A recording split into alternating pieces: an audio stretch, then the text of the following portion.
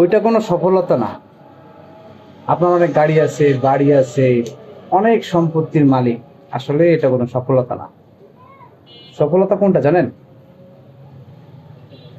জীবনে একবার কারো উপকার করছেন, জীবনে আপনার কথার দ্বারা একটা মানুষ উপকৃত হয়েছে, আপনার একটা বুদ্ধির দ্বারা সে ব্যবসা করে সফলকামী হয়েছে, কিংবা আপনার কোনো আপনার অজান্তেই উপকারের দ্বারা মানুষের উপকার হয়েছে, মানুষের পাশে দাঁড়িয়েছেন, মানুষের খোঁজ খবর নিয়েছেন, নিজের আত্মীয় স্বজন সুখে আছে, দুঃখে আছে, কষ্টে আছে, এটার খোঁজ খবর নিয়েছেন, ওইটাকে বলে সফলতা।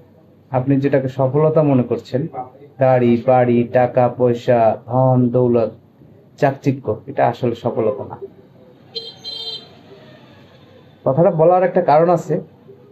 অনেকের অনেক টাকা পয়সা হয়ে গেছে আমার চোখের সামনে, তাদের দাম্ভিকতা, মানে তারা তো কখনো উপকারের আশেপাশেও নাই এবং খোঁজ খবরও নেওয়ার বালায় নাই।